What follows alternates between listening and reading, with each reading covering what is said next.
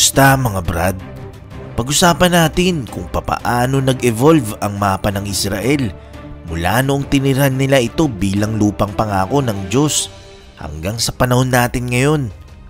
Kung bago ka lang sa aking channel, huwag kalimutang i-click ang subscribe button at notification bell para updated ka sa mga kwento at trivia na gaya nito.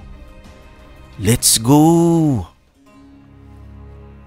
Ang mga Jewish people o tinatawag na mga Hudyo ay nakatris ang kanilang angkan kay Abraham na nag-establish ng paniniwala na meron lang iisang Diyos at may likha ng universe. Si Abraham ay nagkaroon ng anak at isa nga rito si Isaac. Sa lahi ni Isaac, dito nagmula ang tribo ng mga Israelita. Nagkaroon ng dalawang anak si Isaac. Ito'y sina Jacob at Esau. Bali apo na ito ni Abraham.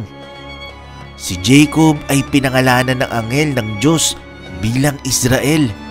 Sinabi kay Jacob sa Genesis 32 verse 28, "Mula ngayon Israel na ang itatawag sa iyo at hindi na Jacob, dahil nakipagbuno ka sa Diyos at tao at ikaw ay nagtagumpay." So dyan nagsimula ang pangalan ng Israel. Ito'y nagmula kay Jacob.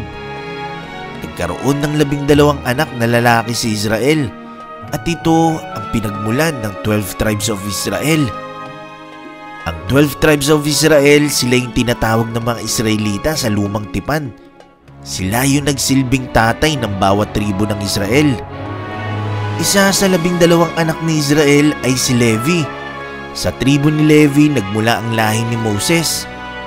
Nung pinangunahan ni Moses ang pag-alis ng mga Israelita sa Egypt para magtungo sa lupang pangako ng Diyos, bitbit ni Moses ang 12 tribo na ito.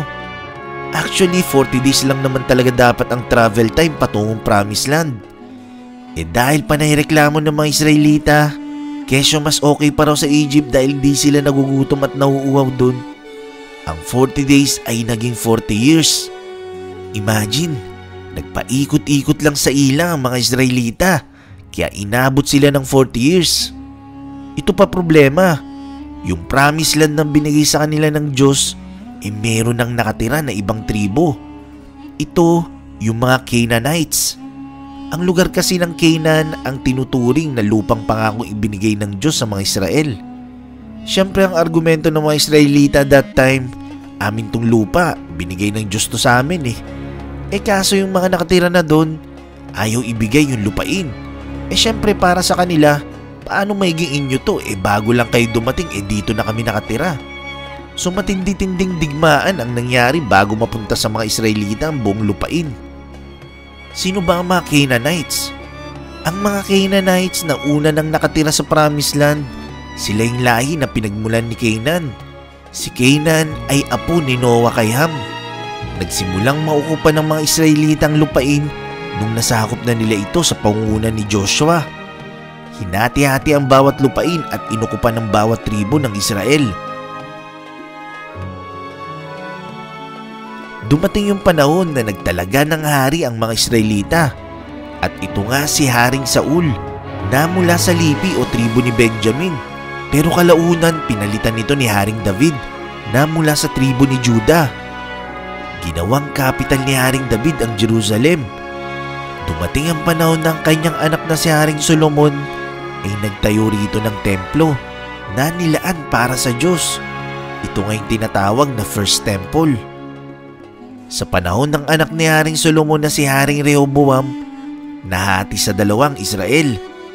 Si Haring Rehoboam ang namuno sa Southern Kingdom na tinawag na Kingdom of Judah, habang sa Northern Kingdom naman, tinawag itong Kingdom of Israel sa pamumuno ni Haring Jeroboam. Ang Kingdom of Israel ay kinabibilangan ng 10 tribes, habang 2 tribo naman ang nasa south. Ito yung tribo ng Judah at Benjamin. Bagamat nasa teritoryo ng Benjamin ang Jerusalem, tinuturing pa rin itong sakop ng Judah. Lumipas ang panahon, iba't iba ang naging hari sa Northern Kingdom, ganun din sa south.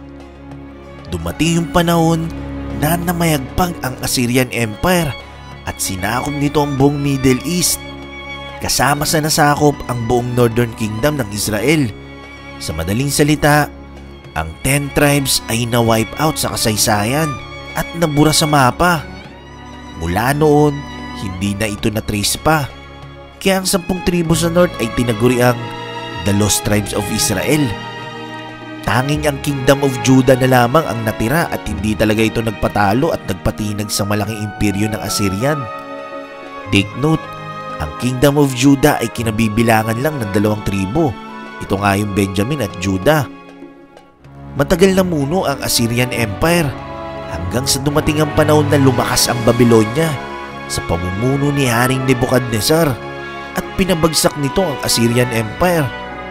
Ang Babylonia ay ang kilala na natin ngayon na bansang Iraq. Sa pagkakataong ito, ang natitirang kaharian ng Judah ay bumagsak na rin sa kamay ng Babylonian Empire, kasamang winasak ang Jerusalem at pinabagsak ang templong nakatayo rito. Ito yung templo na itinayo ni Haring Solomon. Ang Kingdom of Judah ay tuluyang nabura sa mapa at nagkawatak-watak ang tribo ni Judah sa iba't ibang bahagi ng lugar na sakop ng Babylonian Empire. Dito, tuluyan ang nabura sa mapa ang lupain ng mga Israelita. Dumating ang panahon, sumibol naman ang Persia. Nanalasa naman ito sa pangunguna ni King Cyrus the Great. Lumawak ang imperyo at pinabagsak nito ang Babylonian Empire. Naglabas ng kautusan ng Haring Cyrus na ang lahat ng mga Hudyo ay maaari nang bumalik sa kanilang lupain. Take note, Hudyo na ang tinutukoy natin dito dahil sila yung mga nagmula sa tribo ng Kingdom of Judah na nagkawatak-watak lang dahil sa ginawa ng Babylonia. Ibig sabihin, ang mga Hudyo ay nagmula lamang sa isang tribo ng mga Israelita. Ito nga ang tribo ni Judah na pang-apat na anak ni Jacob o Israel. Kaya nga sa panahon natin ngayon, ang reliyon nila ay tinatawag na Judaism at ang tawag sa kanila ay mga Jews o mga Hudyo dahil galing nga ito sa tribes of Judah. So nakabalik ang mga Hudyo sa kanilang lupain at sinubukang itayong muli ang Jerusalem. Ang dating kaharian ng Judah ay tinawag na ngayong Judea. Bagamat nakabalik sila sa lupain, itinuturing pa rin ito na lupain ng Persia. Matapos ang malaking pananakop ng imperyo ng Persia, ito naman ang Greece sa pangunguna ni Alexander the Great. Pinabagsak naman nito ang Assyrian Empire at kasamang sinakop ang Jerusalem. Paglipas ng panahon, lumakas naman ang Roma at ito naman ang nanalasa at nanakop. Medyo mas malaki ang nasakop ng Roman Empire kumpara sa mga naunang imperyo.